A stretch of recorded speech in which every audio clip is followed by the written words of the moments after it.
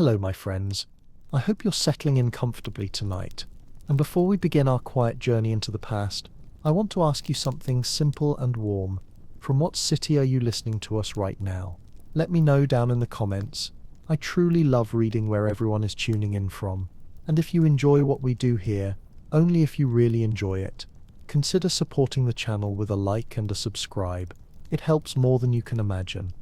Now let's gently drift into the heart of our story, letting the noise of the day fade away as we walk slowly, step by step, into the world of medieval life. A world so distant from our own that even a single day spent there would test every part of who we are, because the truth is that modern comforts have softened us in ways we barely notice, while the people of the Middle Ages endured challenges so harsh, so constant, that their daily routines would feel unimaginable to anyone born into the warmth and ease of the 21st century.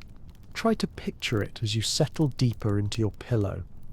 The food itself, the very thing that keeps us alive, was not a source of joy or pleasure for most medieval people, but a simple, blunt necessity, often bland, sometimes dangerous, and almost always disappointing. Nothing like the rich, polished scenes we see in movies, where long tables overflow with roasts and glowing feasts.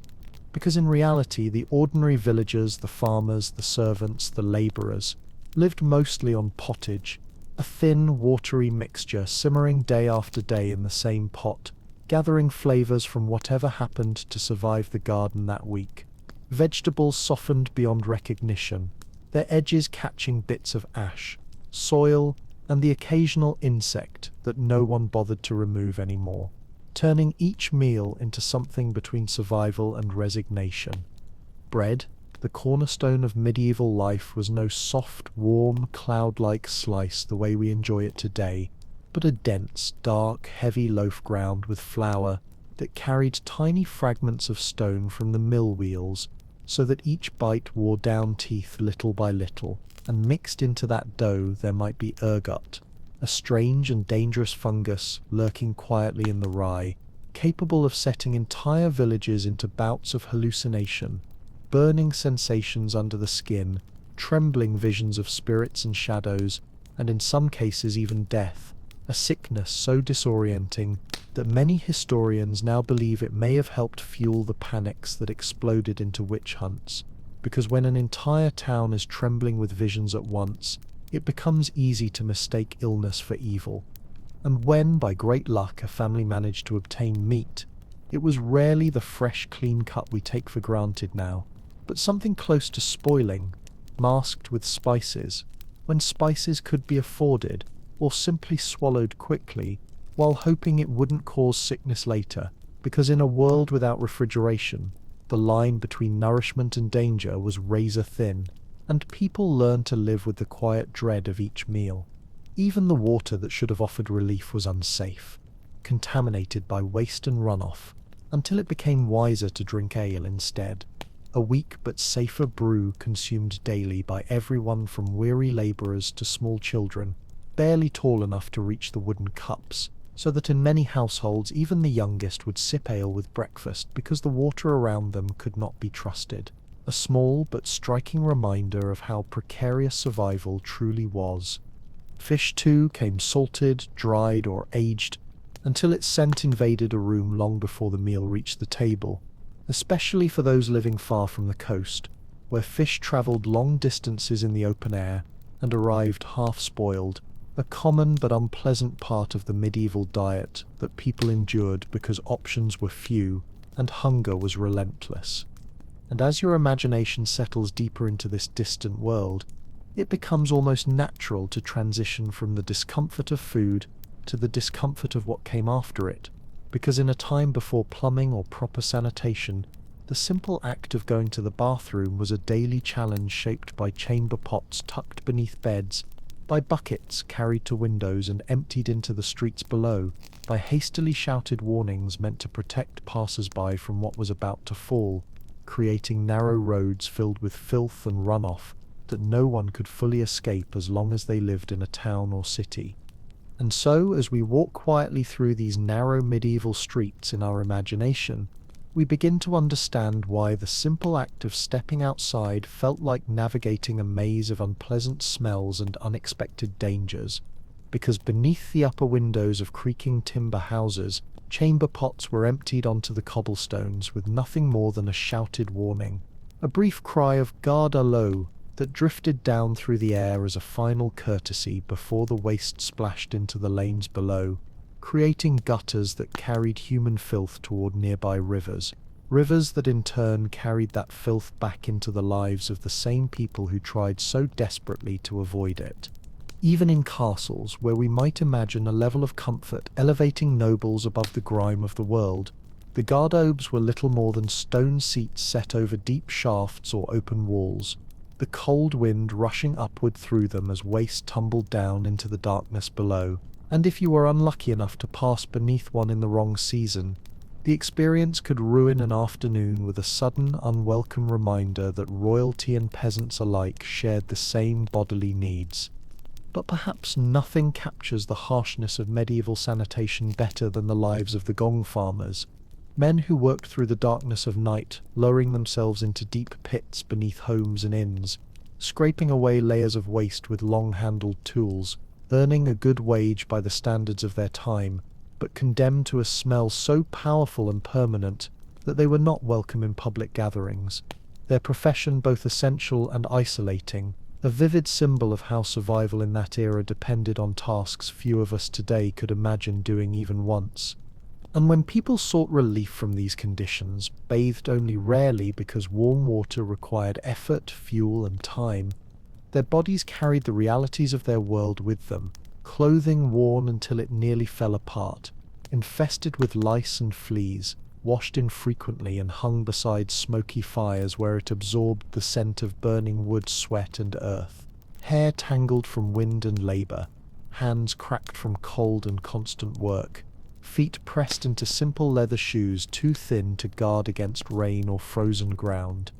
Yet, despite all of this, life demanded that they continue, rising at dawn while frost still clung to shutters, stepping onto dirt floors chilled from the night, and beginning another day of carrying, lifting, harvesting, tending, repairing, or walking miles across uneven terrain, each task performed not for comfort or fulfillment, but for the basic promise of survival, because medieval life allowed no room for rest beyond the moments when exhaustion forced bodies to collapse onto rough bedding stuffed with straw or wool.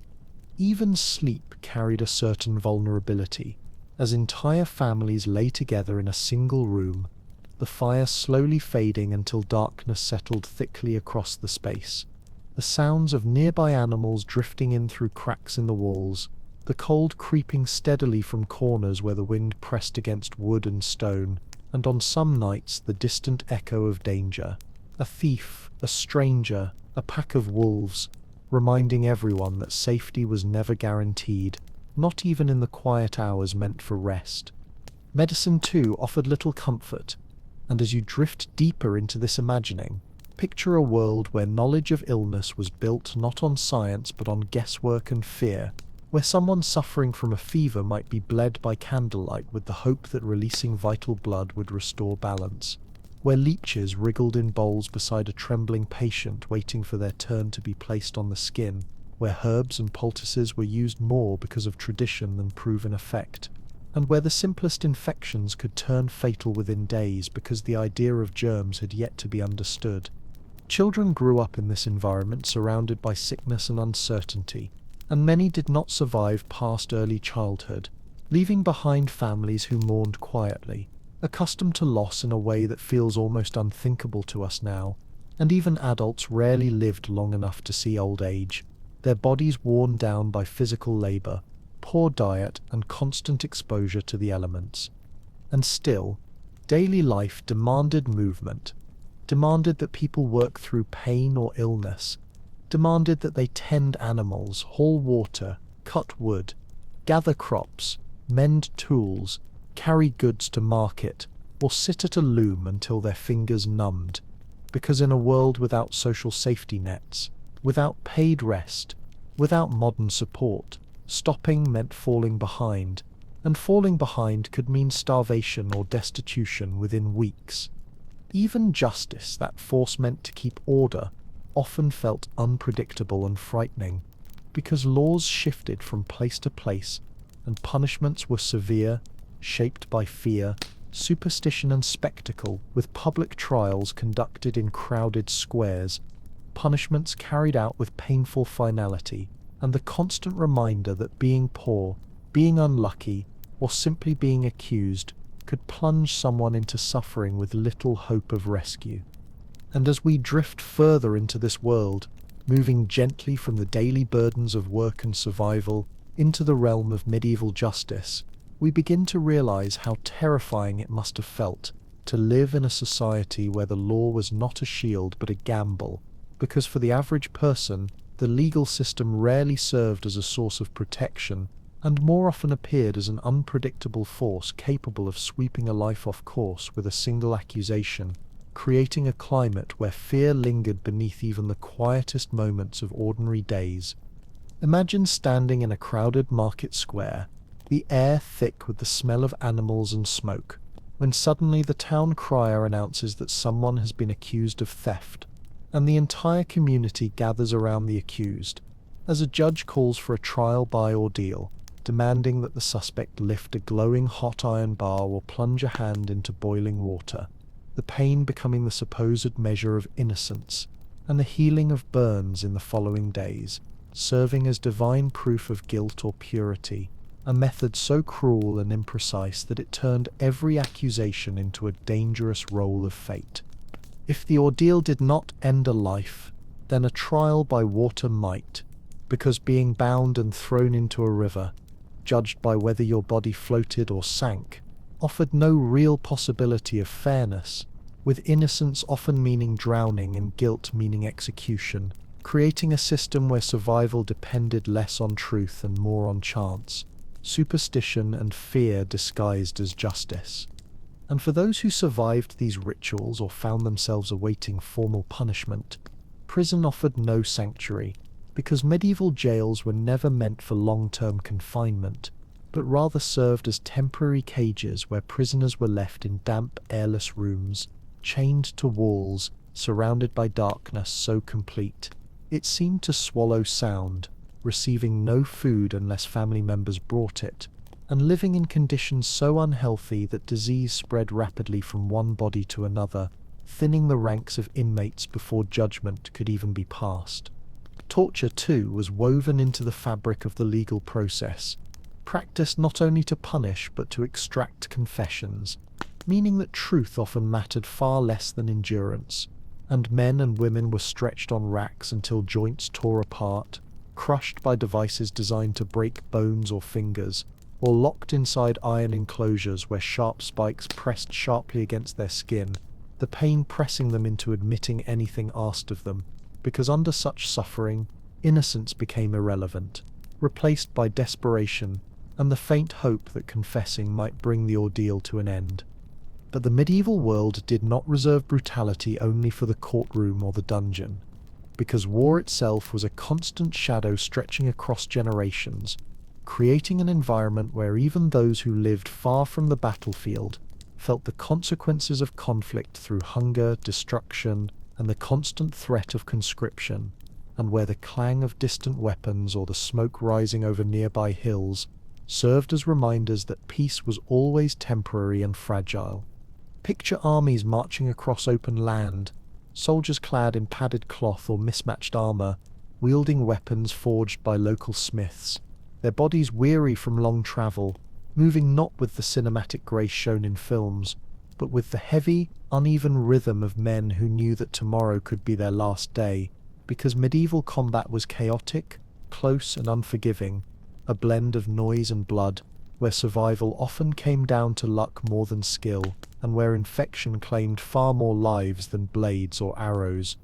Knights in their gleaming suits of plate armor were rare, symbols of wealth rather than common figures on the battlefield, while the average soldier relied on simple weapons, spears, axes, or adapted farming tools, and faced opponents with little training, each encounter unpredictable and violent, intensified by hunger, exhaustion, and the sheer brutality of close combat in muddy fields, frozen forests, or rain-soaked plains.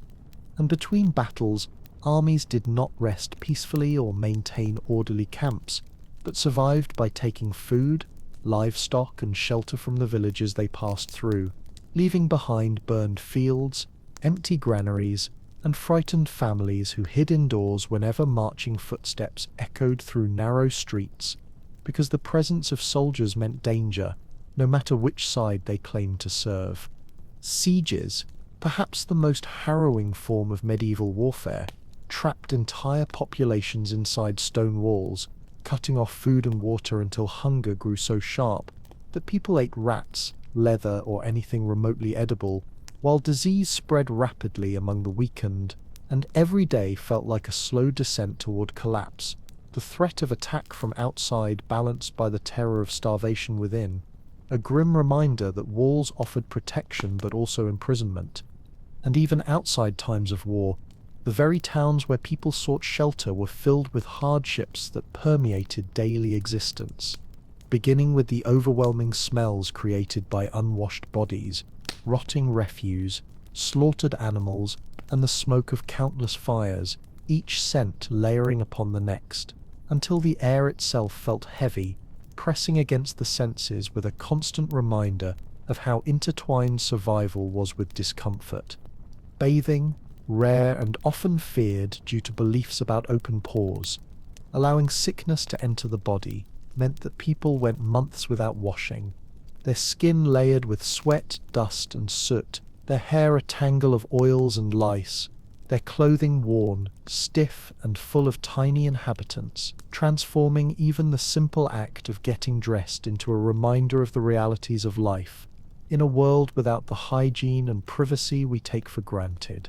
And yet, despite all of this, life continued, families formed, children played in the fields, stories were told around hearth fires, laughter echoed through crowded homes, and people found meaning in the small, fleeting comforts available to them, their resilience shaped not by choice but by necessity, forging a strength that modern life rarely demands. And as we remain a little longer in this world, letting its textures and shadows settle gently around us, it becomes clear that medieval life was shaped not only by physical hardships and the constant nearness of danger, but also by a deep and unyielding structure of society, a hierarchy so rigid that most people were born into a place they could never escape, their entire lives unfolding within boundaries that had been set centuries before they were born, boundaries enforced by custom, tradition, and the quiet acceptance that things simply could not be otherwise. The feudal system, which governed nearly every aspect of medieval existence, placed kings and nobles firmly at the top, owning vast stretches of land that stretched across valleys and forests, while ordinary people, nearly 90% of the population, worked that land in exchange for the right to survive upon it, paying rent not in coins but in labor, harvests, and unwavering obedience, their days shaped by the demands of fields and seasons rather than dreams or ambition. Imagine a young peasant child waking in the dim glow of dawn, the single-room home still cold from the night, siblings stirring nearby on a straw mattress while smoke from the hearth drifts lazily upward, the air thick with the scent of wool, earth, and the faint bitterness of last night's embers, and from the moment this child opens their eyes, they already know what life will look like, tending animals, gathering firewood, helping in the fields, learning the rhythms of soil and season that shaped every generation before them.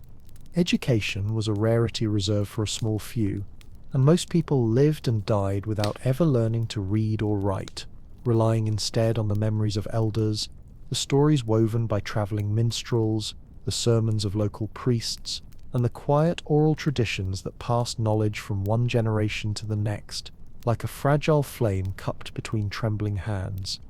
Communication traveled slowly, carried by word of mouth or by messengers on horseback, and news from distant towns often arrived weeks or months after events had unfolded, sometimes distorted beyond recognition, leaving entire communities to rely on rumors, superstition, or the occasional wandering traveler who brought stories of kings, wars, and wonders that felt almost mythical to those who had never ventured beyond their own valley. Superstition filled the empty spaces where knowledge was sparse, and the unseen world felt close, shaping daily decisions with quiet fear or delicate caution, because medieval people believed deeply in omens, signs, spirits, and the possibility that ordinary misfortunes, poor harvests, sudden storms, unexpected illness, were caused by forces beyond human understanding, shaping a worldview where comfort came from rituals rather than scientific certainty. Even nature itself seemed larger, more mysterious, more powerful in a time without electricity or engines, where nights were truly dark and forests stretched for miles, filled with wolves, bandits, and the unknown, and where the howl of wind or the crack of a breaking branch could stir fear in the hearts of even the most seasoned travelers, reminding them that humans were small creatures in a vast, unpredictable world.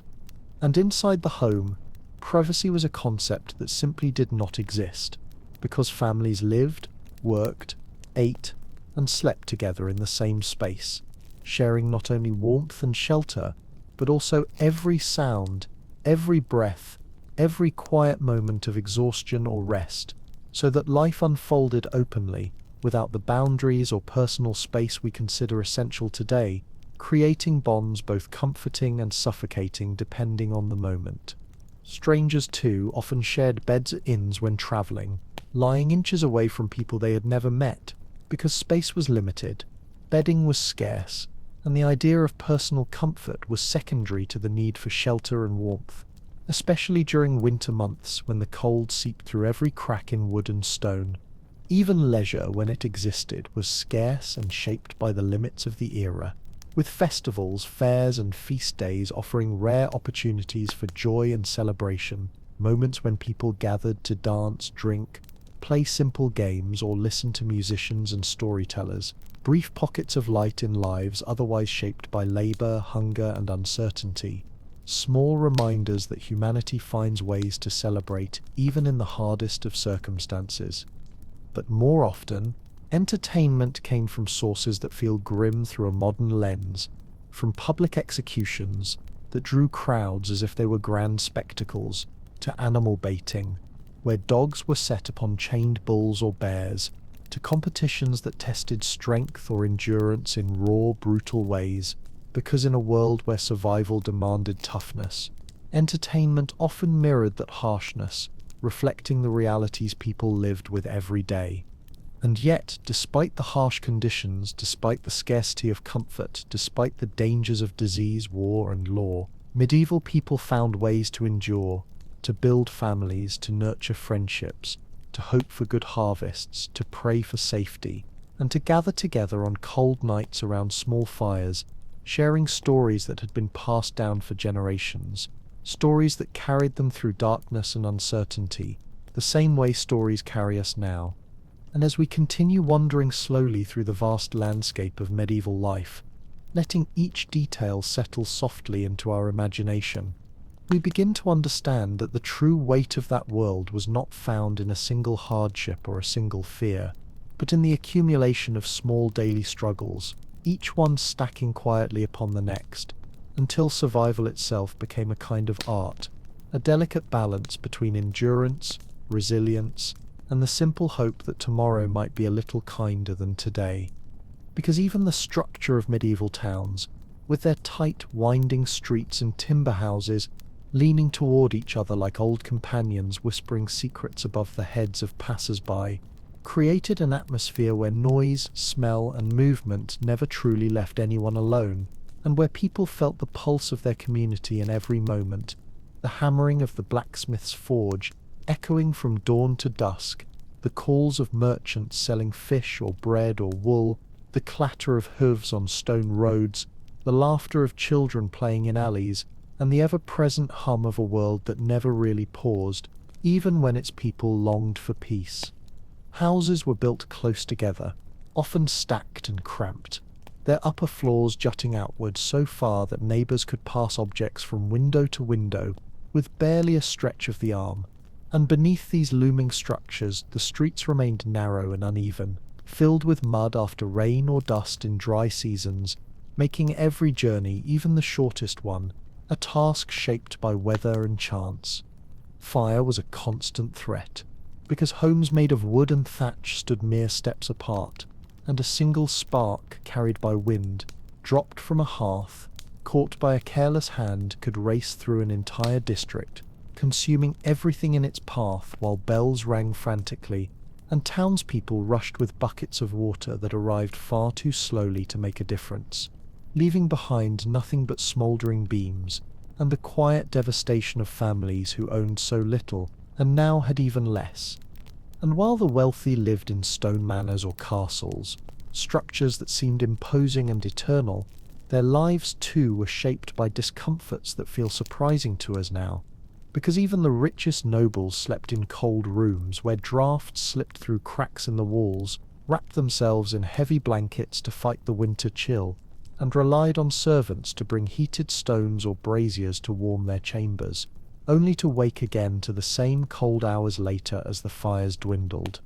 Castles, though grand, were not the romantic sanctuaries portrayed in stories, but rather echoing, smoky fortresses where torches flickered against walls, where corridors felt as cold as the outdoors, and where the weight of stone created deep, lingering dampness that sank into bone and clothing, making warmth a luxury that even kings could not fully command, no matter how vast their riches or how loyal their servants.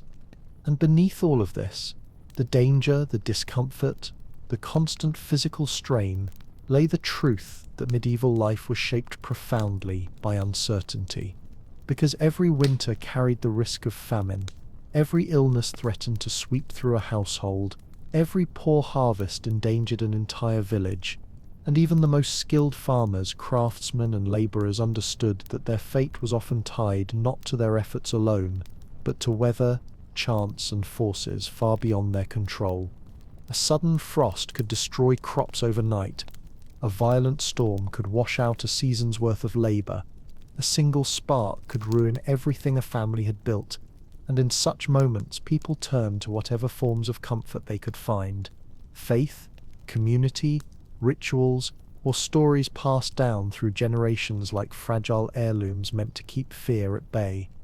Because ultimately, medieval people lived in a world where the boundary between life and death was thinner than we can easily imagine, where loss was familiar, where danger was constant, and where survival required not only strength of body, but also strength of spirit, the quiet kind that grows from shared hardship and shared hope, from watching loved ones endure each day with patience, from finding meaning in simple acts like tending a fire, kneading dough, mending a torn garment, or helping a neighbour in need. And maybe in some gentle way that is what makes the medieval world so haunting and so humbling to revisit. Not just its brutality, but the resilience and humanity of the people who lived through it, who faced conditions we would struggle to endure for even a single day, yet still managed to create families, form traditions, build communities, and leave behind traces of their lives that echo across centuries and remind us that even in the harshest environments, the human heart continues to hope, to persevere, and to dream. And as we stay a little longer inside this distant world, letting its quiet hardships unfold like a slow, steady breath, we begin to see how every corner of medieval life, from the humblest village path to the grandest hall of a king, carried its own form of struggle, woven so deeply into the fabric of daily existence that people rarely questioned it, accepting each challenge as simply the way life was meant to be, because no one could imagine a world with warm houses, clean water, safe streets, or the soft certainty of modern comfort. The very rhythm of the year was dictated by nature in ways that feel foreign to us now, because winter was not just a season but a test of endurance,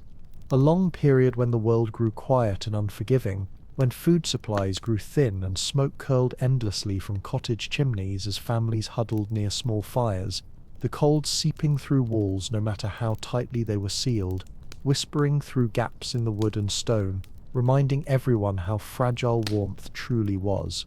Snow piled against doorways, water froze thick in wooden buckets, animals needed tending even in the darkest mornings, and travel became nearly impossible, transforming villages into isolated pockets of life, where people depended on one another for survival, and prayed each night that the fire would not die out before dawn, because starting it again in midwinter with damp wood and trembling hands could feel like a battle against nature itself. Spring, though a relief, brought its own challenges,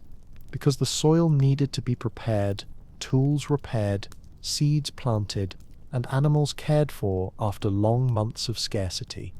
And even as the world brightened with green leaves and longer days, the work grew heavier, calling every able body into the fields, driven by the knowledge that a failed planting season could doom an entire community by the time winter returned.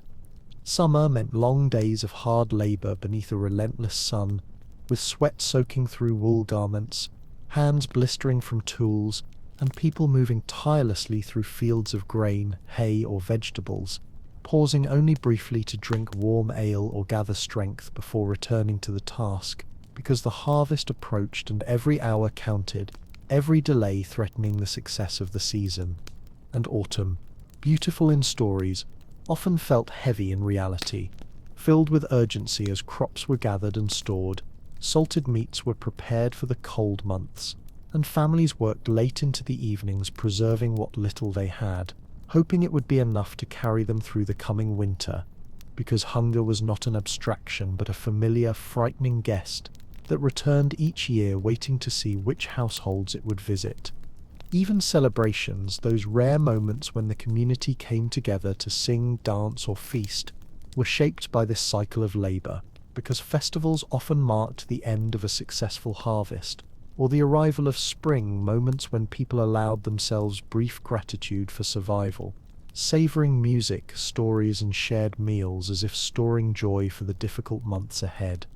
Yet beneath the brightness of these gatherings lingered an awareness that life could change suddenly, that sickness could spread through a village without warning, that an accident with a tool or a fall from a horse could cripple a working member of the family, plunging the household into hardship, because in a world without insurance, hospitals, or social support, even a small misfortune could spiral into hunger and loss. Travelers arriving from other regions brought not only news but also risks, because disease traveled with them, and strangers, though often welcomed for their stories or goods, also carried the unfamiliar, and people listened carefully to each tale, each rumor, each whispered warning, knowing that a single outbreak could alter life for months or years.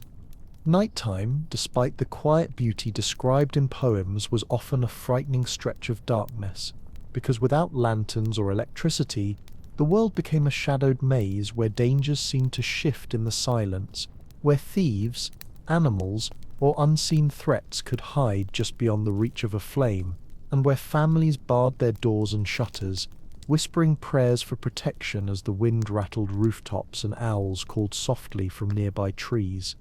And yet, even in these moments of fear or hardship, the medieval world had its own kind of closeness, its own warmth born from shared experience, because families spent long evenings together near the hearth, telling stories, mending clothes, teaching children simple tasks, whispering memories of ancestors, or passing down wisdom in the form of tales that blended truth with superstition, all of it forming a quiet tapestry of connection that softened the edges of a harsh life. In those flickering hours, people found a sense of belonging, a reminder that even though the world outside was cold, unpredictable, and full of struggle, they were not alone, and that together they could face whatever tomorrow brought: another storm, another long day of labor, another moment of uncertainty, because the strength of medieval life did not come from comfort or ease, but from community, endurance, and the simple act of continuing forward, one day at a time. And as we move even deeper into this quiet imagining of medieval existence, we start to see how every aspect of life, from morning until the lowering of the final candle at night, was shaped by a blend of routine, hardship, and the constant awareness that the world was far larger and far more unpredictable than any one person could hope to understand, creating a sense of humility before nature, before fate, and before the mysteries that surrounded even the simplest daily tasks. For many, the day began before sunrise, when the first dim grey of morning barely pushed its way through the shutters, and families stirred from their shared bedding, stretching limbs stiff from cold nights on straw mattresses, the hearth reduced to a few glowing embers that needed coaxing back into flame before any warmth returned to the room. Each movement quiet and deliberate as the world outside still hovered between darkness and dawn. Tasks that seemed simple to us now required hours of preparation, because water had to be hauled from wells or nearby streams, carried in heavy buckets that cut into hands and arms, and firewood needed to be chopped, stacked, dried, and replenished constantly, reminding everyone that comfort, if it existed at all, was something earned, not given, something that demanded physical effort every single day. In the fields, men and women worked side by side, bending over soil with tools worn smooth by years of use, turning earth that was hard in spring, soft in summer, muddy in autumn, and frozen in winter, learning to read the land with a precision born not of maps or measurements but of memory, instinct, and the rhythms passed down from their parents and grandparents who had worked the same acres before them. Children, from the moment they could walk steadily, became part of this flow of labor, carrying small bundles of sticks, scattering grain for chickens, chasing geese from gardens, or learning the earliest steps of weaving, cooking, or tending animals, their childhood not marked by toys or free hours, but by gradual initiation into the responsibilities that sustained the family as a whole. And even though life was difficult, moments of warmth emerged quietly in the weaving of these tasks. A mother humming softly as she spun wool on a spindle, a father telling an old story while repairing a broken tool, siblings laughing as they splashed water at a well on a warm afternoon, neighbors gathering to help raise a barn or repair a roof, each gesture reminding them that survival was not an individual pursuit, but a shared commitment that bound villages together just as tightly as family ties. Yet, poverty and hardship also shaped relationships in ways that feel unfamiliar to us now, because when communities depended so heavily on one another, disputes carried weight, and even small conflicts between neighbors could create tension that echoed for months, affecting work, trade, or social gatherings, leading to a delicate balance between cooperation and caution as people navigated the unspoken laws of village life. Festivals and religious feast days offered rare and cherished relief from this routine, moments when bright banners were hung, music filled the air, and tables were set with food that would normally feel extravagant, such as honeyed pastries, roasted meat, or freshly baked bread made with finer flour, all consumed with the understanding that these celebrations were brief, precious pauses in the ongoing cycle of labor and survival. During such gatherings, people danced in circles, sang songs rooted in centuries-old traditions, shared stories with travelers, and allowed themselves to imagine, if only for a few hours, that life could be more than toil, that joy could be held and savored, before the demands of the next day pulled them back into the fields, workshops, or forests.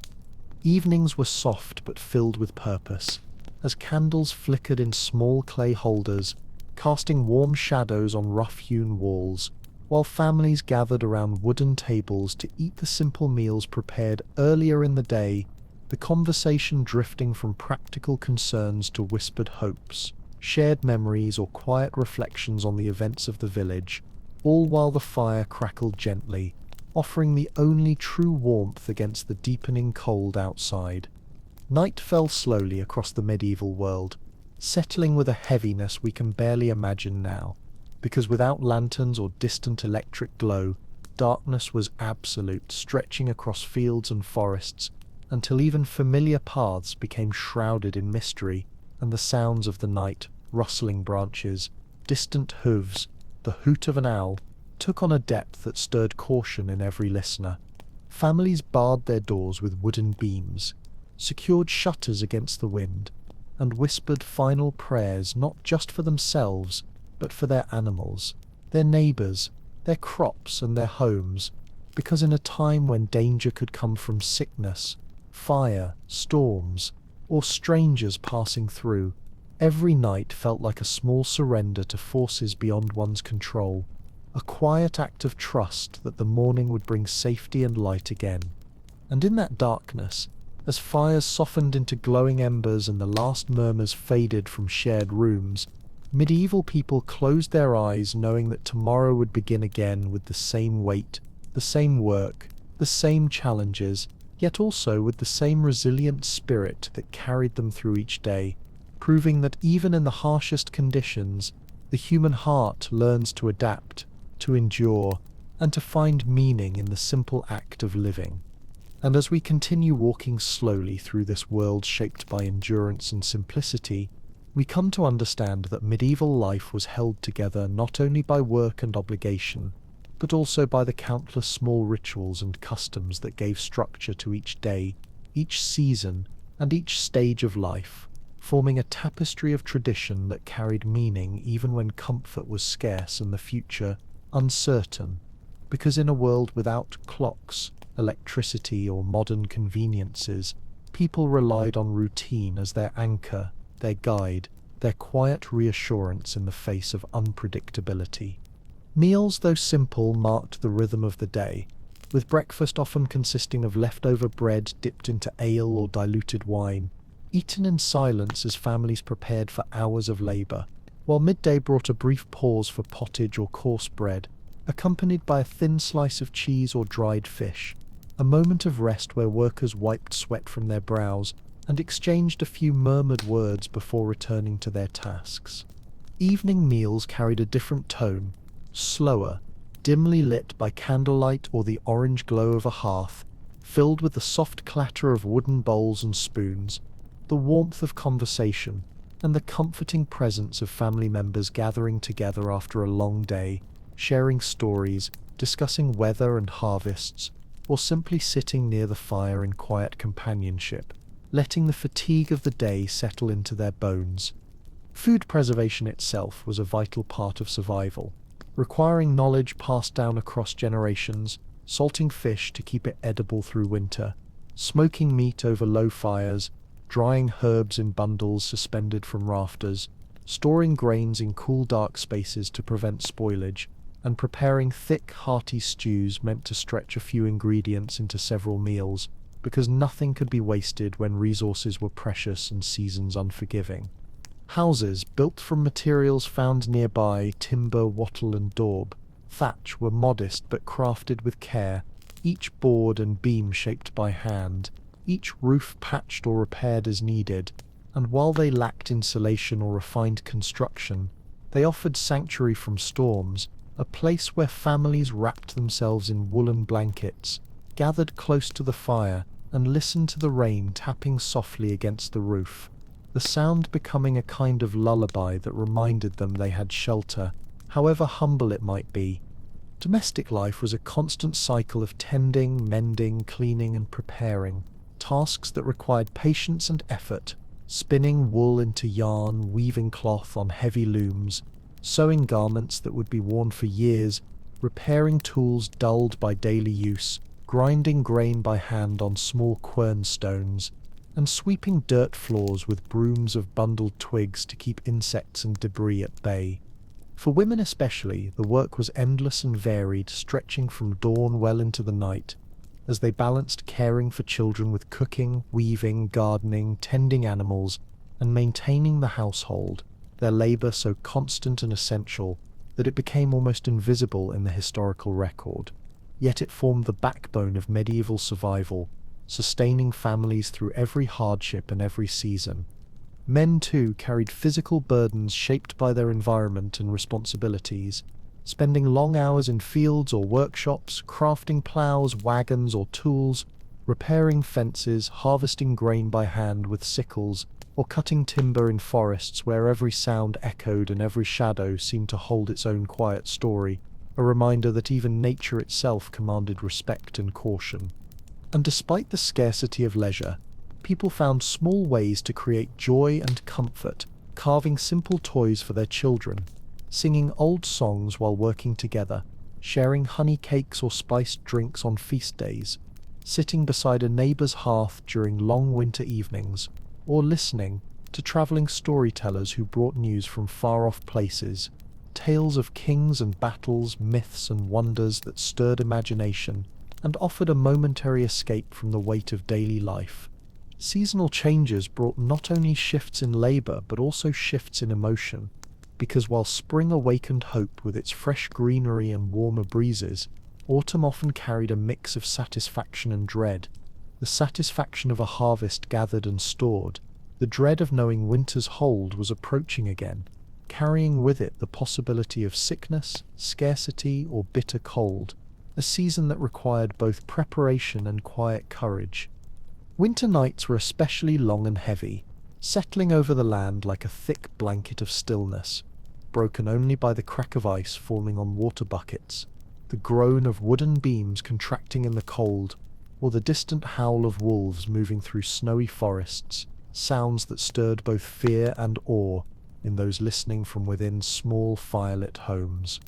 And yet, even in the heart of winter, even in the quiet moments when the fire dimmed and breath rose like ghostly clouds in the dim air, families drew comfort from one another, sharing warmth beneath woolen blankets, telling stories to soothe restless children, and whispering prayers for health, safety, and the promise of a gentler season ahead, their resilience becoming a quiet, steady light in the otherwise unforgiving darkness. Through all of this, through every hardship and every fragile moment of rest, medieval people carried on with a determination shaped not by choice but by necessity, living each day with a blend of acceptance, faith, and hope that helped them navigate a world far harsher than our own, a world that demanded strength of body, patience of spirit, and courage woven into the very fabric of survival. And as we drift even further into this distant world, allowing its textures and rhythms to surround us like a dimly lit tapestry stretched across the centuries, we begin to see how community itself played an essential role in holding medieval life together, because no matter how modest a village might have been, no matter how limited its resources or how harsh its winters, people depended deeply on their neighbors, forming bonds that acted as both protection and comfort in a world where survival alone often required many hands working in quiet harmony.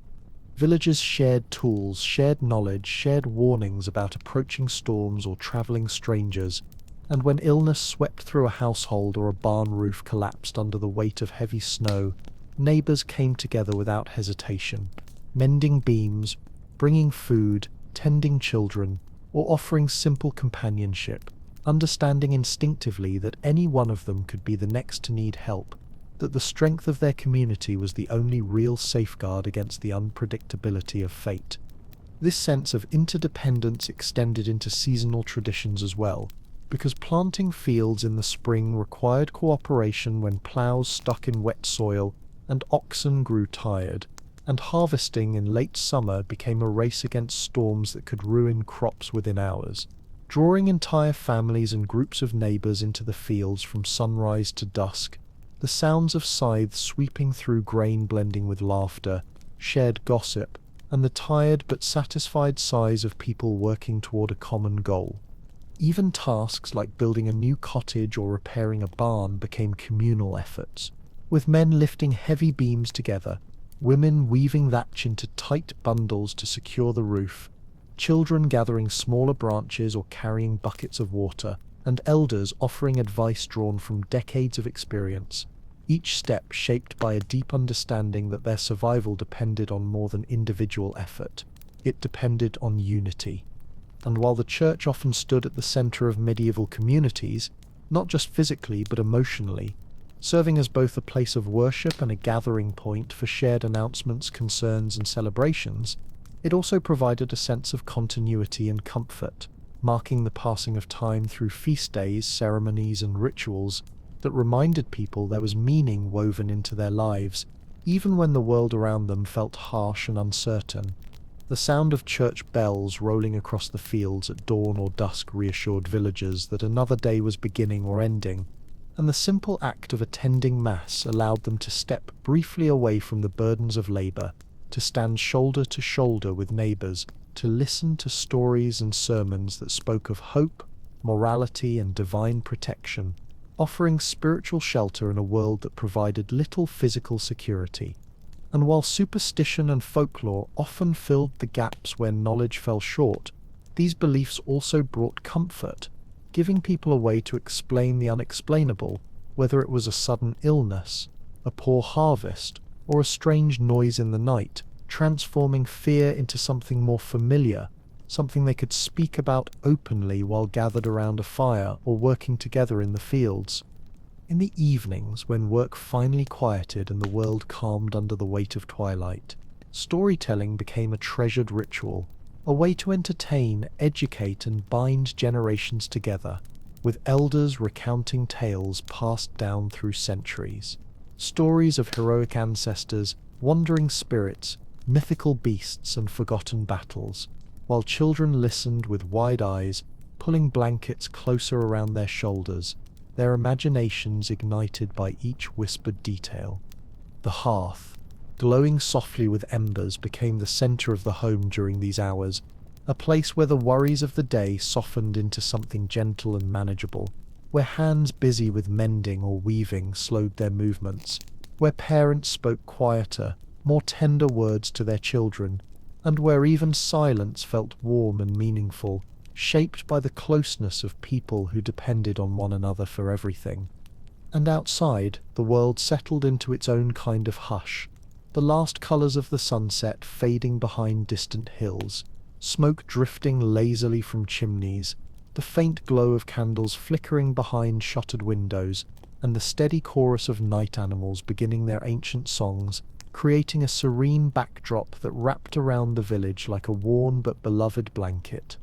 But even in these peaceful moments, a certain vulnerability remained, an awareness that the next day could bring unexpected hardship, that a sudden fever, a shift in weather, or a distant conflict could ripple into their lives without warning. And so people learned to live fully within the present, appreciating small comforts, a warm bowl of stew, a shared laugh, a well-mended fence, a healthy lamb, because they never knew how long such moments would last. Life for medieval people was a delicate dance between endurance and gratitude, between fear and hope, between the harsh realities they faced and the quiet joys they carved from the edges of their days. And this combination, this fragile balance, created a kind of strength that feels both foreign and awe-inspiring to us now. A strength forged from simplicity, necessity, and the unspoken knowledge that even in a world full of difficulties, the human spirit has an extraordinary capacity to adapt and persevere. And as we journey further into the quiet depths of this world, moving softly through its daily rhythms and its unspoken rules, we begin to understand that medieval life was not only shaped by the struggles of the physical world, but also by the weight of expectations, customs, and roles that guided people from birth until their final days. Because in a society where tradition ruled more strongly than law, every person knew the place they were meant to occupy and carried the responsibilities that came with it as naturally as breathing. Children were raised not with the idea of choosing their own futures, but with the understanding that they would step into the roles shaped by their family's station, learning the skills their parents practiced, imitating the gestures of older siblings, absorbing the unspoken knowledge passed quietly from one generation to the next, and accepting that life's path was something inherited rather than crafted, a path that curved with the demands of the land and the needs of the community. Young boys were trained to help in the fields, to tend animals, to repair fences, to chop wood, and to prepare themselves for the endless cycle of planting and harvesting that lay ahead, while young girls learned to spin wool, weave cloth, cook simple meals, fetch water, care for younger siblings, and maintain the warmth and order of the home, their small hands repeating motions that had shaped countless generations before them. And while this structure might seem restrictive or rigid to us, for medieval people it was a source of stability, of predictability in a world where weather, illness, or war could overturn lives without warning. And so the familiarity of these roles offered a kind of quiet anchor, grounding families in routines that gave meaning to each day, even when hardship loomed over every horizon. Marriage, too, was shaped by practicality more than romance, with families often choosing partners based on land, alliances, or opportunity rather than affection. And though love sometimes blossomed within these unions, it was considered a welcome blessing rather than a prerequisite, because what mattered most was the ability of two people to work together, to raise children, to maintain a household, and to contribute to the stability of the village. Weddings were joyous occasions nonetheless, filled with music, feasting, dancing, and the shared laughter of neighbors who celebrated not only the union of two individuals, but the strengthening of the entire community. And these events, though simple compared to modern ceremonies, carried a deep sense of belonging, marking a milestone that would shape families for decades to come. The roles of men and women were distinct but intertwined, woven together like strands of rope that depended on each other for strength. Because even though women often carried the burdens of domestic life while men toiled in fields or workshops, both understood that their efforts sustained the household equally, and in this mutual reliance lay a quiet respect that helped families endure the relentless demands of their world. At the same time, elders held a special place within the community, for their lives had been shaped by decades of hardship, and their memories carried warnings, wisdom, and stories that younger generations needed to hear, making their presence invaluable even as age slowed their steps, and families cared for them with tenderness, recognizing the importance of their knowledge and the dignity of their experiences. Death itself was a constant companion in medieval life, yet it was not feared in the way it often is today, because it was woven into the fabric of everyday existence, acknowledged openly, accepted collectively, and faced with rituals meant to ease the passage of the departed, comfort the grieving, and remind the living of the fragile, fleeting nature of their own time on earth. Funeral processions moved slowly along dirt paths, bordered by hedges and stones, with neighbors following behind in silent respect, offering prayers and carrying memories, and later, families gathered in homes lit by soft candlelight, sharing stories of the one they had lost, letting their grief mingle with gratitude for the moments they had shared, because mourning was not something borne alone but embraced communally, a reminder that even in sorrow people drew strength from one another. And yet, despite the constant presence of death, medieval people found profound meaning in life, in simple pleasures like a well-baked loaf of bread, a successful harvest, the laughter of children playing in a meadow, the first warm day of spring after a brutal winter, or the comfort of gathering near the hearth on a cold night, each moment becoming a small treasure held dearly in a world where nothing could be taken for granted. Through all these layers, work, community, tradition, belief, hardship, and moments of warmth, medieval life reveals itself as something far more complex than the brutal image often painted of it, because beneath the struggles lay a deep resilience and a quiet humanity that carried people through generation after generation, shaping a civilization that persisted through centuries of storms, fears, and triumphs, leaving behind echoes that still reach us today, reminding us of how strong the human spirit can be when faced with a world that demands everything just to survive. And as we linger gently in this distant landscape, drifting through the quiet spaces between work and rest, hardship and hope, we begin to notice the ways in which the medieval world carried its own rhythms of beauty, subtle and often hidden beneath the surface of daily struggle, yet deeply felt by those who lived within it.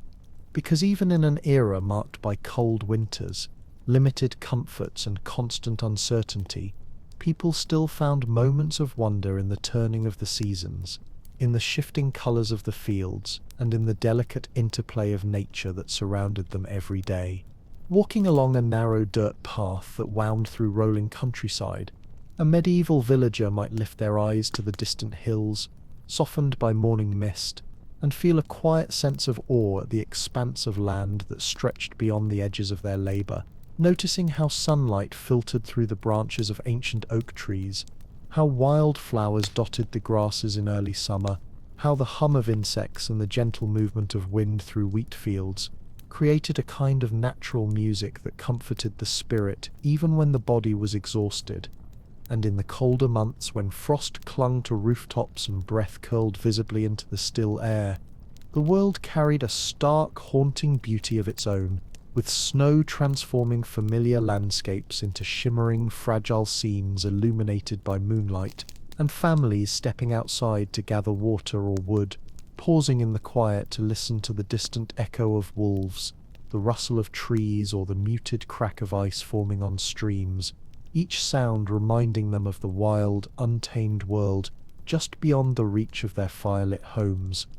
Nature was not merely a backdrop for medieval life. It was a presence, a force that shaped every decision, every fear, every hope, and people developed a keen awareness of its moods, from the way the sky darkened before a storm to the scent of rain carried on the wind, from the early blooming of certain flowers to the shifting behaviors of animals that warned of approaching cold. And this sensitivity created a deep, instinctive connection to the land that modern life often obscures. Seasonal markers took on symbolic significance too. The first cuckoo call in spring signaling the start of planting,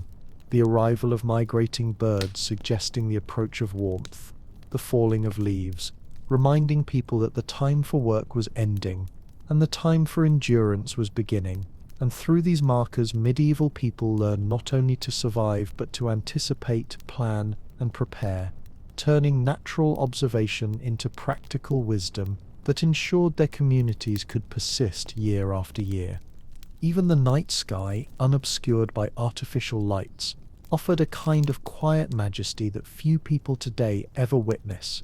because medieval villagers could look upward and see countless constellations painted across the darkness, the Milky Way stretching like a luminous ribbon overhead, each star bright and sharp, each pattern deeply familiar, guiding travelers, inspiring stories, and marking the passage of seasons in ways that felt timeless and sacred.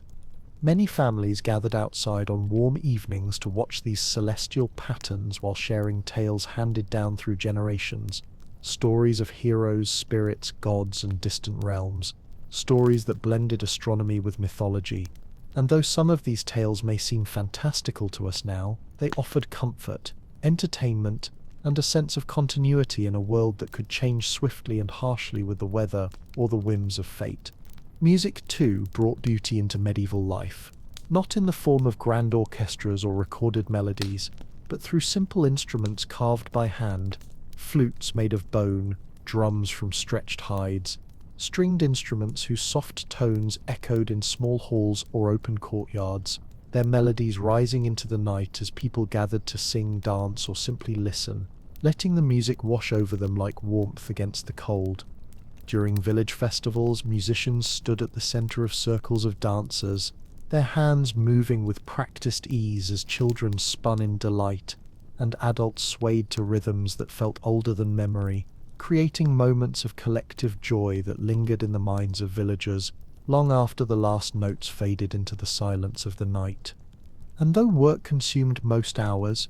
people still found time for craftsmanship that elevated simple tasks into acts of quiet artistry, woodcarvers shaping intricate designs into tools and furniture,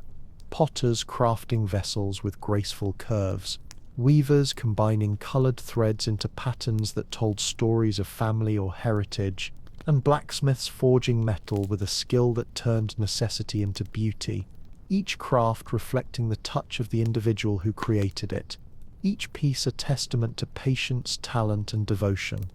Even in the darkest moments of winter, when days were short and cold pressed heavily against the walls of every home, there were sparks of beauty, the glow of firelight dancing across wooden beams, the soft rise and fall of voices telling stories, the gentle rhythm of someone spinning wool beside the hearth, the warm smell of bread baking in a small clay oven, the feeling of hands wrapped around a wooden cup of hot broth, offering comfort in a season that demanded resilience.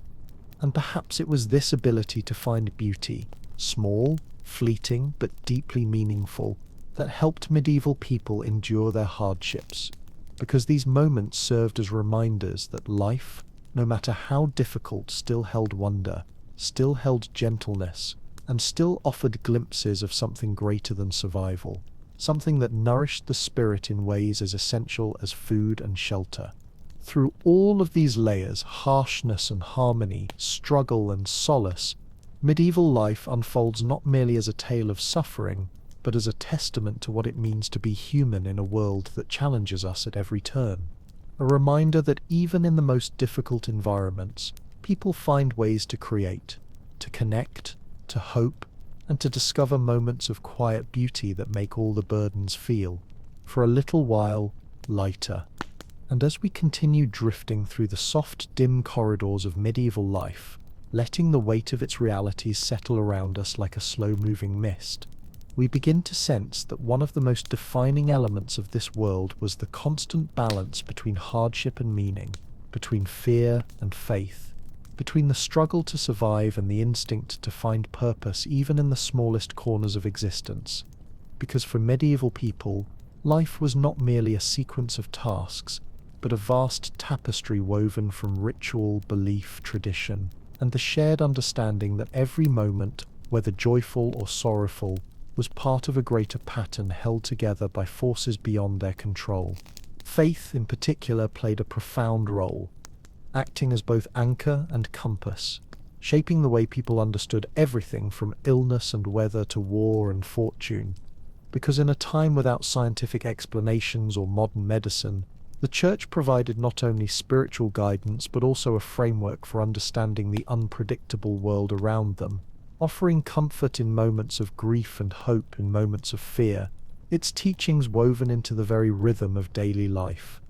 Church bells marked the beginning and end of each day, calling people to prayer, to reflection, or simply to pause for a moment in the midst of endless labor, and for many villagers, stepping into the cool, shadowed interior of a small stone chapel on a Sunday morning offered a rare sense of peace, a place where the worries of harvests, illness, or winter could be set aside, if only briefly, beneath the faint smell of incense and the flickering glow of candles.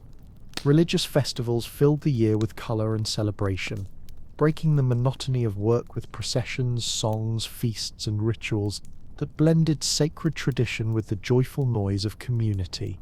allowing people to gather, laugh, pray, and revel in the warmth of companionship, reminding them that despite the hardships they faced, they belonged to something larger than themselves, a network of souls bound by belief, custom, and shared history. But religion also brought fear, especially when misfortune struck, because medieval people believed strongly in omens and divine signs, interpreting eclipses, storms, or sudden illness as messages from God or warnings of spiritual imbalance, and this belief often shaped their response to suffering, compelling them to seek not only practical remedies but also spiritual ones, prayers, charms, blessings, or pilgrimages to distant shrines, rumored to hold healing power. Pilgrimages in particular were seen as acts of devotion as well as opportunities for adventure, with travelers embarking on long journeys across unfamiliar landscapes, carrying simple packs and strong hopes, visiting sacred sites where miracles were said to have occurred, and meeting strangers from distant regions who shared tales of wonders, mysteries, or dangers encountered along the way, turning the act of travel into a powerful blend of faith, discovery, and quiet courage. These journeys, though difficult and often perilous, offered medieval people a rare chance to step beyond the narrow boundaries of their villages, to see new terrain, new customs, new faces, and even though many pilgrims returned home changed only by exhaustion and memory, they carried with them stories and observations that enriched the knowledge of their communities, helping distant regions feel a little less unknown. At the same time, fear of the unknown remained deeply rooted in medieval life, shaping how people viewed the forests that bordered their villages, the mountains rising silently in the distance, or the deep, uncharted waters of lakes and rivers, places often associated with spirits, creatures, or curses whispered through generations of oral tradition, making nature not only a source of sustenance, but also a source of myth and mystery.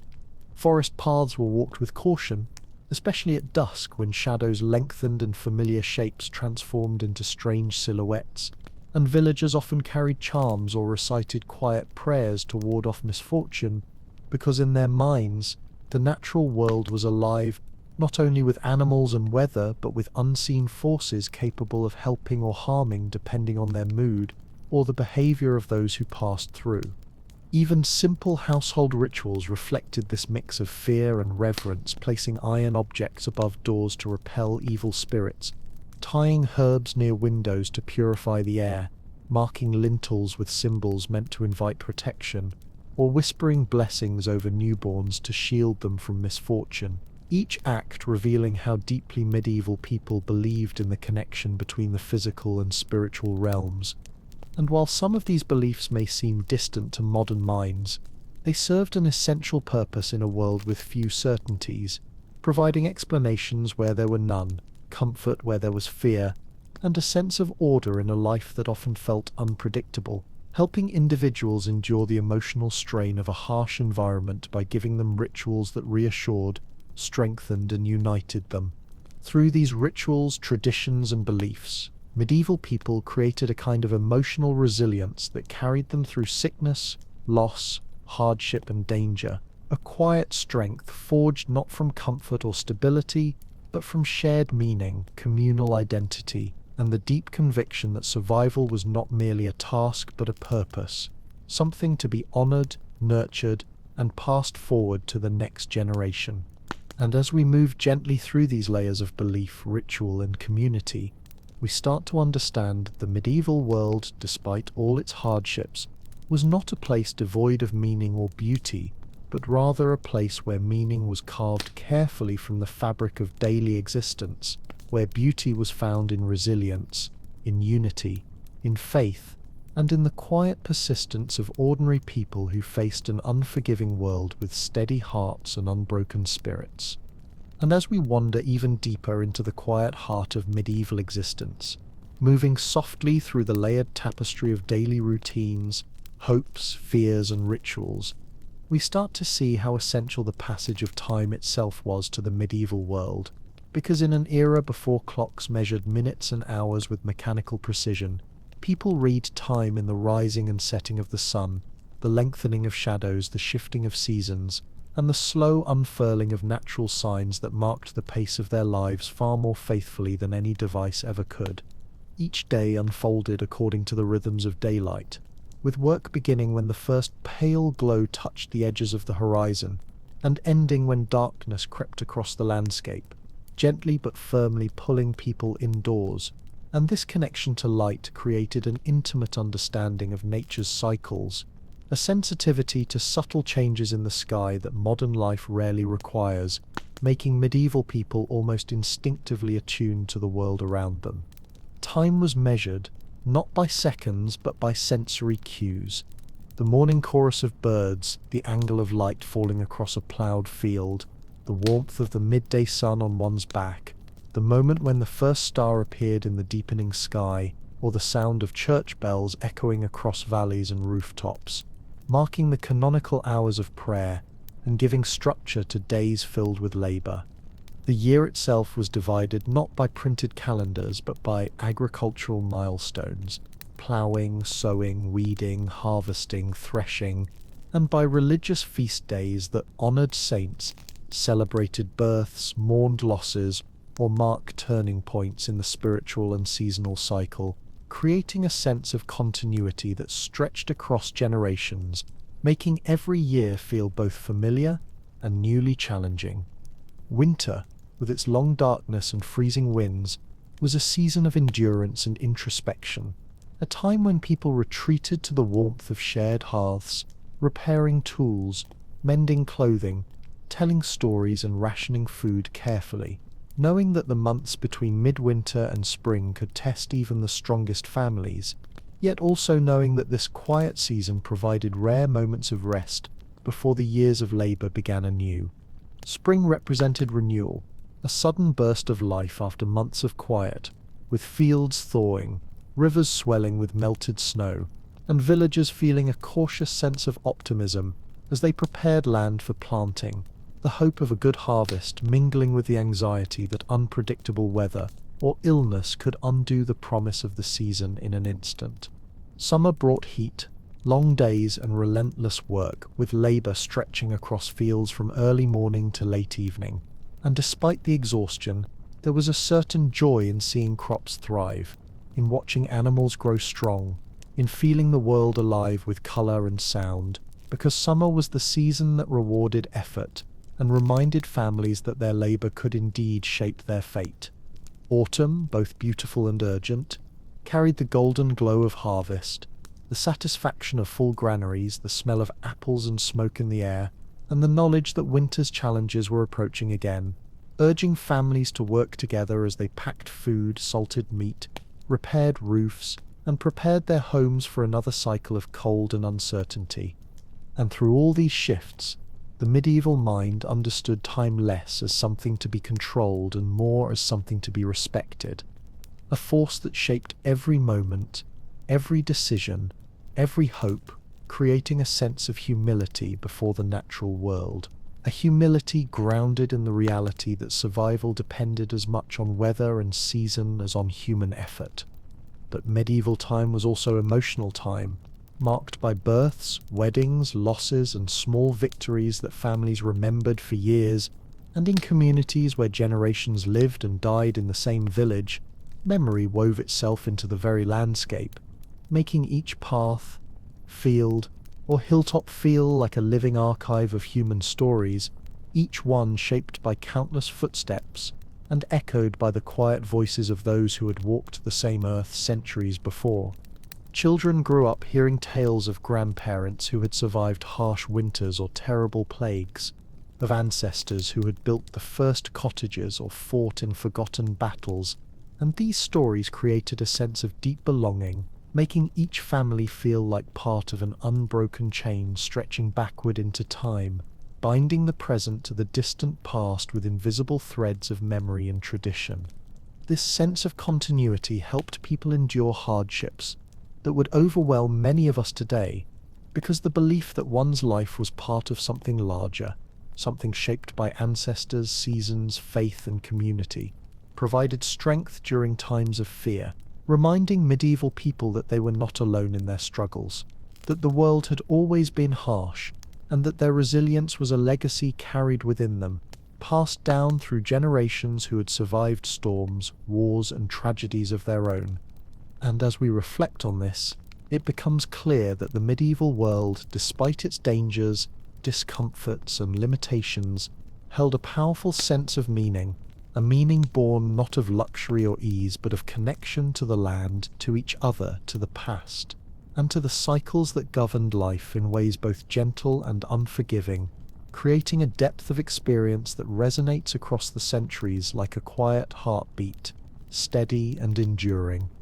And as we walk even deeper through the tapestry of medieval existence, moving softly from one layer of daily life to the next, we begin to realize that one of the most striking elements of this world was the closeness people felt to the very materials that surrounded them, because everything they touched, everything they used, everything they relied upon came directly from the earth, shaped by human hands, using simple tools, creating a profound and intimate connection between people and the physical objects that filled their homes, their workplaces, and their communities. A wooden spoon was not just a utensil, but the product of a craftsman's long hours carving, smoothing, and shaping a branch taken from a nearby forest, its curves guided by experience and instinct, its surface carrying the faint scent of sap, even after years of use. And in this way, each household item held a memory, a record of the land from which it came and the hands that gave it form. Clothing, too, carried the story of countless hours of labor, because wool had to be sheared from sheep, washed, picked clean, carded into soft fibers, spun into yarn by mothers or daughters sitting near the hearth, and finally woven into cloth on large wooden looms that creaked softly as they were worked, filling rooms with rhythmic patterns of sound that echoed across generations, until the finished fabric was sewn into garments that might be worn every day for years. Shoes were made from leather tanned using methods that required patience and knowledge, soaking hides in vats filled with bark, urine, or lime, scraping them repeatedly to remove imperfections, and shaping them into footwear sturdy enough to endure long treks across muddy fields or stony paths, yet simple enough to be repaired over and over until they could no longer hold together. Even the homes people lived in were built with materials gathered from their own land or their neighbor's land, stone carried from riverbeds, timber cut from forests, clay mixed and molded to form walls, thatch bundled tightly to create roofs that kept out rain and wind, all assembled by the hands of villagers who worked not as hired laborers but as members of a shared community, knowing that someday the same hands would help raise their own walls in return. And this intimacy with materials extended to tools as well, with blacksmiths heating iron in forges fueled by charcoal, hammering the glowing metal on anvils until sparks danced in the dim light of their workshops, shaping everything from plough blades and hinges to nails, knives, and horseshoes, each piece crafted with precision and care because lives depended on the strength and reliability of these tools. Blacksmiths, carpenters, masons, and other craftsmen were respected not merely for their skill, but for the essential role they played in sustaining the physical structure of the community, their work forming the silent backbone of daily life, enabling fields to be ploughed, homes to stand firm, and families to prepare food, mend clothes, and travel safely from place to place. The bond between people and objects also extended into emotional territory, because when a child received a wooden toy carved by a parent, or when a woman inherited a spindle used by her mother and grandmother, or when a man repaired a knife his father had once used, these simple items became symbols of continuity, memory, and identity, bridging generations and turning ordinary belongings into cherished heirlooms. Even the tools used in dangerous trades carried personal meaning. A blacksmith's hammer worn smooth by years of use, its handle darkened by sweat and soot. A farmer's scythe sharpened countless times until its blade held a faint curve from decades of labor. A shepherd's staff shaped from a sturdy branch marked by teeth of dogs who had once guarded his flock, each one a companion of sorts, sharing in the burdens and triumphs of daily work. And perhaps what strikes us most is how few possessions medieval people truly had compared to the overflowing abundance of modern life. Because when a household owned only a handful of bowls, a few tools, some blankets, simple garments, and maybe a single treasured object like a decorated cup or a small chest, each belonging carried weight, importance, and care, teaching people from an early age to appreciate what they had, to mend before replacing, to preserve before discarding. This scarcity created not only practicality but gratitude, a deep awareness that every item had value, that every object was the result of labor, time, and skill, that nothing could be taken for granted, and that losing even one tool or garment could complicate life in ways we seldom consider today, making medieval people far more resourceful, careful, and connected to their possessions than we are now. And as we observe this connection, we begin to understand that medieval life, despite its hardships, carried a sense of grounding that modern life often lacks, a connection to materials, to craft, to tradition, and to the very earth beneath their feet, reminding us that meaning can be found not only in grand achievements but also in the quiet, deliberate work of human hands, shaping the world piece by piece, day by day, generation after generation. And as we continue drifting gently through the quiet corners of medieval life, we begin to sense how deeply the natural world shaped not only the physical realities of existence, but also the emotional and spiritual landscapes of the people who lived within it. Because when human survival depended so directly on the rhythms of weather, soil, and season, nature became far more than a backdrop. It became a presence with its own moods, demands, and quiet lessons. Forests, with their towering trees and shadowed paths, inspired both awe and caution,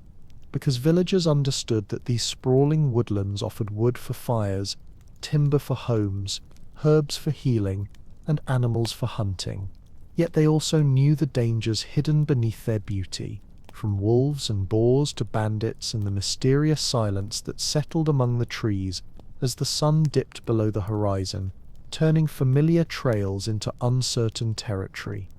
Rivers and streams, so vital for drinking, washing, watering crops, and powering mills, could shift in temperament within hours, swelling suddenly with rainfall, flooding fields, sweeping away livestock, or freezing solid in deep winter, cutting off access to essential water, and forcing families to break through ice each morning, their breath rising in pale clouds as they worked quickly before their hands grew too numb to hold the bucket. But despite these unpredictable forces, medieval people felt a sense of partnership with the land, one built on observation, patience, and respect, because they learned to understand nature the way one understands a neighbor or a friend, by noticing patterns, anticipating reactions, and adapting to the changes that arrived without warning, but never without meaning. Cloud formations signaled approaching storms long before thunder was heard. The behavior of animals forecasted shifts in weather. The scent of the air changed subtly before a snowstorm, and the sound of the wind carried clues about distant events, becoming part of a shared language between the people and the world that sustained them. This deep connection to the natural world extended into the way medieval people built their villages, choosing locations near rivers for water and mills, near forests for resources, near fertile fields for crops, and at safe distances from marshes, cliffs, or lands prone to flooding, their choices guided not by modern engineering but by generations of accumulated wisdom, each settlement shaped by the practical and spiritual understanding of the land around it. Paths and roads followed the contours of hills and valleys, worn into the earth by centuries of footsteps, cartwheels, and hooves, becoming familiar arteries of travel that linked communities, markets, and homesteads. And these routes carried not only goods and travelers, but stories, ideas, rumors, and traditions, weaving distant regions together in ways that were subtle but profoundly important.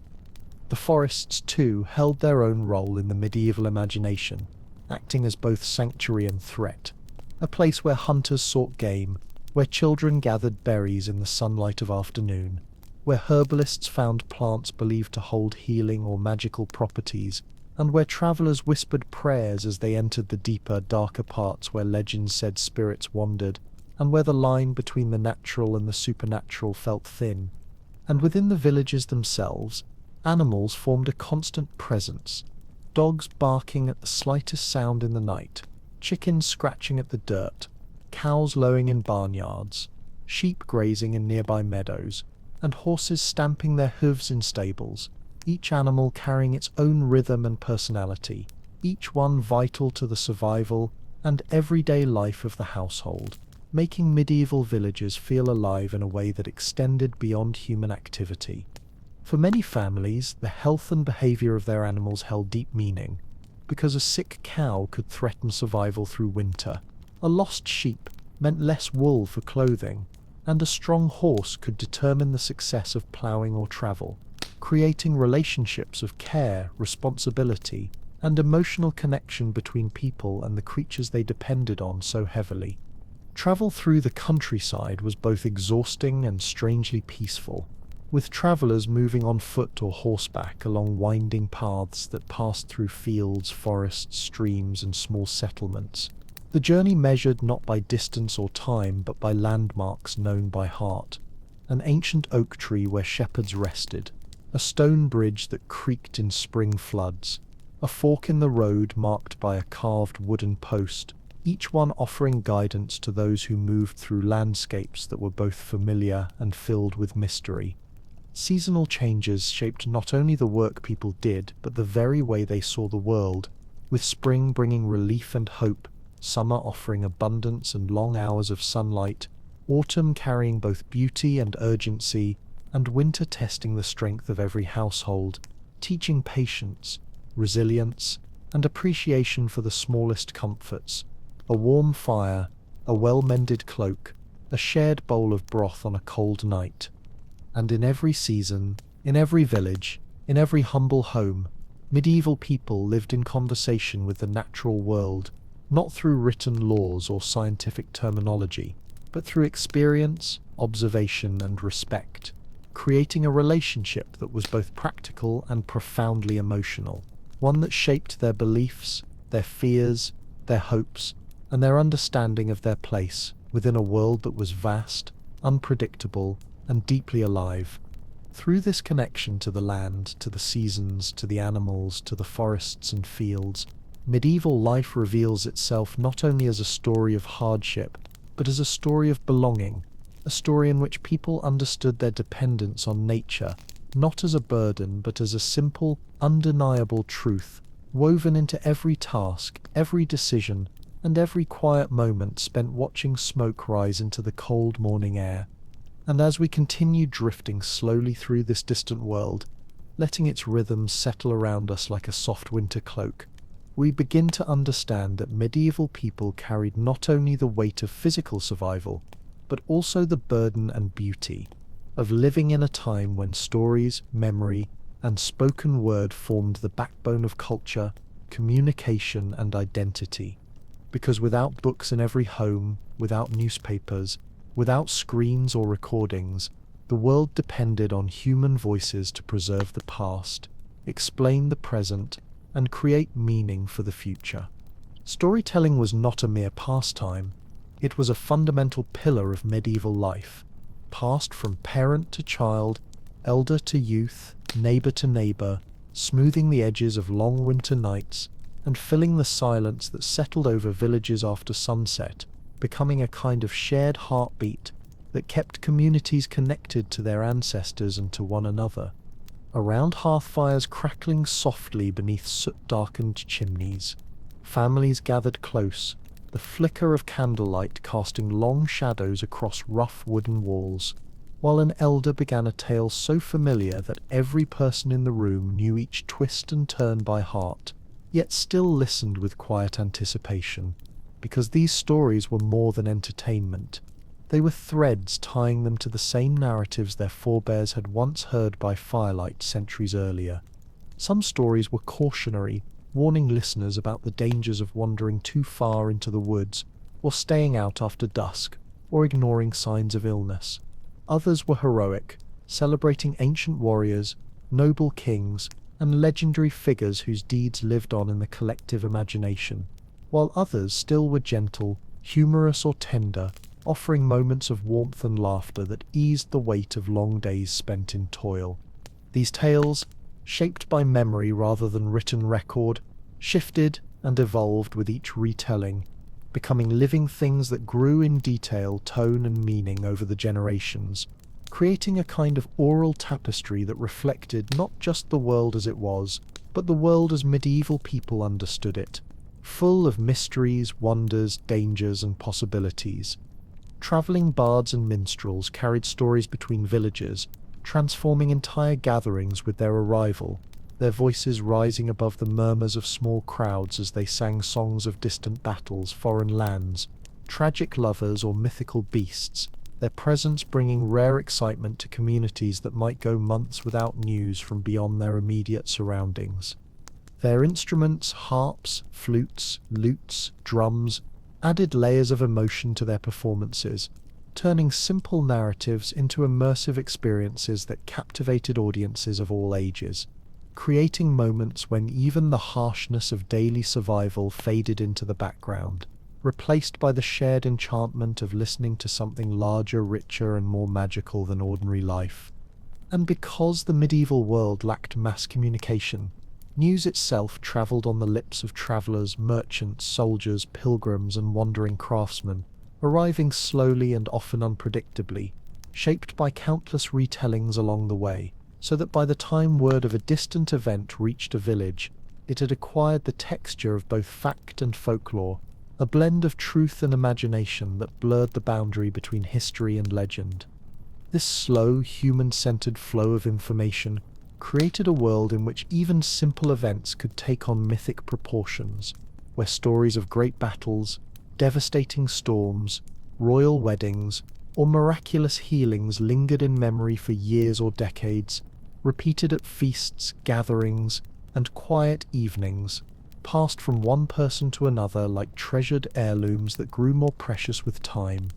In this way, storytelling offered medieval people a sense of continuity in a world filled with uncertainty, reminding them that their lives were part of a larger narrative, that they belonged to a lineage of memories stretching backward beyond the reach of written record, and that through their own words, actions, and choices, they would someday contribute to the stories future generations would tell. The firelit rooms where these stories took place became sanctuaries from the harshness of the outside world, places where warmth, community, and imagination intertwined, where children drifted to sleep with tales of heroes and monsters echoing faintly in their minds, and where adults, weary from hours of labor, found comfort in the familiarity of old narratives, feeling the presence of their ancestors in every well-worn phrase and repeated motif. And because stories carried wisdom, humor, warning, hope, and identity, they shaped medieval values and beliefs, teaching lessons about loyalty, bravery, humility, kindness, and the consequences of greed or pride, helping communities maintain cohesion and guiding young people as they grew into the roles that awaited them in adulthood. Through storytelling, knowledge that could not be written, knowledge about herbs, weather, spirits, social expectations, dangers, and remedies, flowed gently from generation to generation, forming a bridge between the practical and the mystical, between the tangible world and the unseen forces people believed influenced their lives. And as we reflect on this aspect of medieval life, we begin to realize that stories, more than anything else, were the quiet backbone of a world that otherwise offered so few guarantees, carrying the weight of memory, emotion, and identity across centuries, reminding medieval people that, even in the midst of hardship, the human voice remained a powerful source of comfort, connection, and meaning. And as we move quietly onward through this delicate reconstruction of medieval life, allowing its textures to unfold with the unhurried softness of a memory half forgotten, we begin to notice how profoundly the human body itself was shaped by the demands of the era, because the daily labor, the limited food, the harsh weather, and the constant physical strain carved their marks into bones, muscles, and faces in ways that told entire stories without the need for words. Most people were far more accustomed to physical hardship than modern humans, their hands roughened by tools, their backs bent from years spent carrying loads or working fields, and their feet hardened from walking long distances on uneven roads, often with simple leather shoes that provided little protection, forcing their bodies to adapt to the terrain and climate with a resilience that feels extraordinary to us now. Children, who today might spend hours playing or studying in comfort, often grew up with heavy responsibilities, their small frames strengthened by constant movement and early labor, and while this demanded much of them, it also meant that by adolescence they had already acquired the physical endurance required to contribute fully to the household, their muscles shaped by work rather than exercise, their balance and coordination refined by necessity, not training.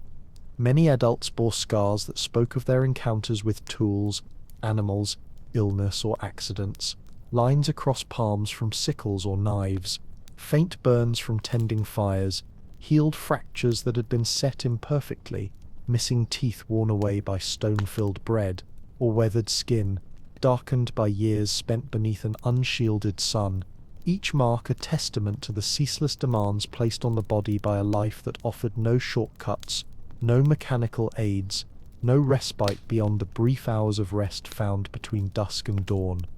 Diet played a powerful role in shaping medieval bodies as well, because with limited access to meat, little variety in vegetables, and frequent shortages during harsh seasons, most people lived with chronic malnutrition, their growth stunted, their bones often brittle, and their immune systems constantly challenged by the strain of limited nutrients and frequent illness, making survival into middle age an achievement in itself rather than an expectation. But even through these physical challenges, medieval people carried a rugged strength, lean, wiry, and practical, built not on idealized fitness, but on daily survival. their bodies becoming instruments finely tuned to their environments, capable of enduring long hours of work, sudden dangers, or unexpected hardships, with a tenacity forged from necessity rather than choice. Travelers moved on foot for miles without rest, carrying goods or tools. Shepherds followed flocks across rocky hillsides in all weather. Farmers bent over fields for hours under burning sun or biting cold, and craftsmen wielded tools that required repetitive, strenuous movement from dawn until dusk, creating a level of stamina that did not come from training schedules or regulated diets, but simply from the demands of staying alive in a world that offered no alternatives. Even sleep was different, shorter, interrupted, often shared in crowded spaces where noises, animals, and weather intruded constantly, and where warmth was precious, so people slept close together beneath heavy blankets, using one another's presence to shield against the chill that crept through walls, ceilings, and floors, creating a nightly ritual that carried both vulnerability and comfort in equal measure. Illnesses that today would be mild inconveniences often became life-threatening ordeals, forcing the body into battles it was rarely equipped to win, especially without medicine, sanitation, or proper rest. And yet many survived through sheer endurance, through the care of neighbors and family, and through the slow recovery that followed long periods of weakness, leaving them changed but still present, still part of the cycle of work and life. And when death eventually came, as it often did early, quietly, and abruptly, it was understood not as an interruption but as a natural part of existence, accepted with a solemnity born from familiarity, because medieval people lived every day with the knowledge that life was fragile, that bodies could only endure so much, and that each year survived was something to be grateful for, rather than something to take for granted. This acceptance shaped their temperament, giving medieval communities a quiet emotional strength that modern life rarely asks of us, because when every individual lived with the reality that sickness, hunger, or injury could alter their fate at any moment, they learned to value resilience over comfort, cooperation over convenience, and gratitude for even the simplest blessings. A warm fire, a full belly, a roof that held through a storm, a day without pain. And in this way, the medieval body, scarred, weathered, strong, vulnerable, endlessly adaptive, becomes a symbol of the time itself, a testament to the resilience of human beings living in an environment that demanded everything from them, yet still found room for moments of tenderness, joy, beauty, and hope woven quietly into the fabric of each day, reminding us that even in the harshest conditions, the human spirit continues to find ways to endure, to connect, and to find meaning. And as we travel further through the quiet depths of medieval life, letting each detail unfold as gently as a candle flickering in a darkened room, we begin to understand that beyond the physical demands, the rituals, the stories, and the unending relationship with nature, there was another force that shaped medieval existence in profound and intimate ways: the structure and fabric of community hierarchy, the unspoken rules of status, obligation, and honor that ordered every interaction, every privilege, and every limitation for people who lived in a world where one's place in society was as fixed as the stones beneath their feet. From the moment a child was born, their role in life was determined not by ambition or talent, but by the class into which they arrived, because the medieval world operated on a rigid system that divided people into nobles, clergy, and commoners, each group carrying its own responsibilities, expectations, and boundaries, and for most, the possibility of moving from one class to another existed only in stories or rare historical moments, not in daily reality.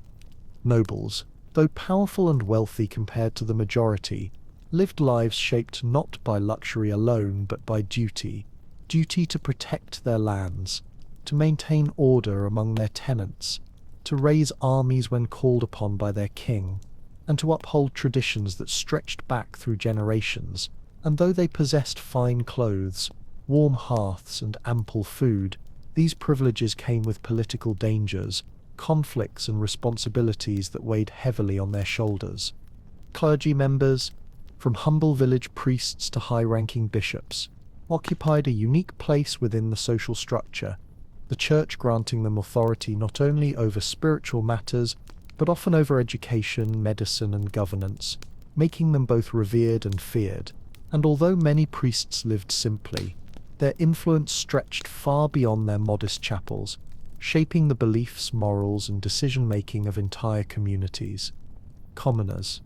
the vast majority of the population, carried the heaviest burden, working the land owned by nobles, paying taxes in the form of crops or labor, and living lives defined by physical toil. Yet within their own villages and family circles they held deep pride, forming close-knit communities built on trust, loyalty, and mutual dependence, their contributions essential to the survival of society as a whole.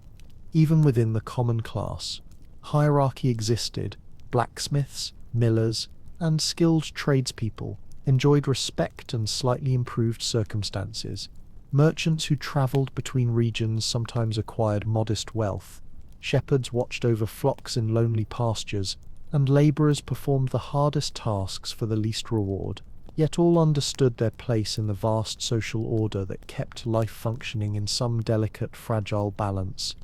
Honour, reputation, and duty carried extraordinary weight in this world, because a person's good name could determine their ability to find work, negotiate marriages for their children, borrow tools or animals from neighbours, or be trusted during times of conflict. And losing that honour through disgrace, crime, or scandal could isolate families for generations, turning their daily lives into struggles far heavier than simple physical labour. And yet, for all its strict structure, medieval society also offered moments when people of different classes interacted in surprisingly human ways. During festivals when distinctions softened, during church services when nobles and peasants knelt side by side, during crises when survival required cooperation rather than status, or during small exchanges of kindness that transcended social boundaries, revealing the shared humanity beneath the layers of hierarchy. Court life among nobles, though glamorous in appearance, carried its own form of constant tension, because alliances shifted like weather.